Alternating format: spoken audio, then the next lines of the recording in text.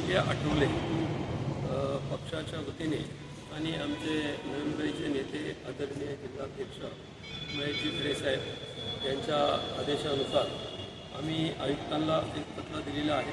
त्या पत्रामध्ये आम्ही असं म्हटलेलं आहे की नेरूळ येथील एका ठिकाणी जे अनधिकृत बांधकाम झालेलं आहे त्या अनधिकृत बांधकामाला कोर्टाचा एक स्टे ऑर्डर दिली होती।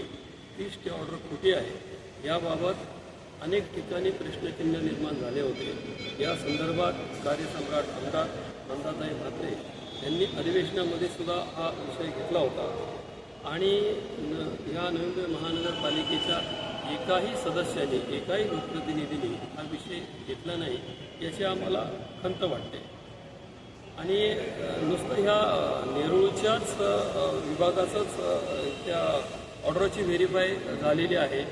तर आमचं असं म्हणणं आहे पक्षाच्या वतीने या 2 वर्षामध्ये नवी मुंबईमध्ये जे अनधिकृत बांधकाम झालेलं आहे आणि त्या संदर्भात ज्या हायकोर्टच्या असतील किंवा संबंधित ज्या ज्युडिशरीच्या ज्या ऑर्डर असतील आदेश असेल त्या प्रत्येक आदेश तपासून बघावे आणि तसं आयुक्ताला पत्र दिले आहे आणि त्याच्यामध्ये जर काही तफावत आढळली त्या जर ऑर्डर काही खोटे असेल तर त्याच्यावरती इन्क्वायरी करावी आणि एखादी इथं आयुक्तांनी या अधिकाऱ्यांच्या मार्फत एखादी समिती गठीत करावी आणि त्याच्यावरती हे पूर्ण कामकाज करावं अशी आमची मागणी होती।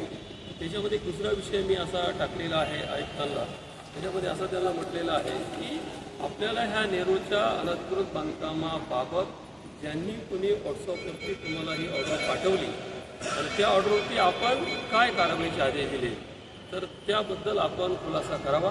कारण सर्व लोक बोलतात की सभागृह नेते इथले नवी मुंबई महानगरपालिकेचे आदरणीय सागर नाईक साहेब यांनी ऑर्डर पाठवलेली आहे पण कोणी बोलत नाही आहे। डॉक्टर बाबासाहेब आंबेडकरांनी लोकशाहीमध्ये आपल्याला प्रत्येकाला अधिकार दिलेला आहे। लहान माणूस असो मोठा माणूस आहे सत्य हे समाजासमोर आलं पाहिजे। जर सागर नाईक साहेबांसमोर जर खोटा आरोप होत असेल तर सागर नाईक साहेबांनी प्रत्यक्षात येऊन त्या गोष्टीची पुष्टी केली पाहिजे व ही गोष्ट चुकीची आहे, हे मी काय पाठवलं नाही आणि माझ्या पाठीमागं कोणतरी षडयंत्र रचत आहे। ह्या गोष्टीचा खुलासा करावा आणि हा खुलासा आयुक्त साहेबांनी केला पाहिजे। लेखी स्वरूपात या संदर्भात सुद्धा मी यावेळेस हे पत्र दिलं आहे पक्षाच्या वतीने।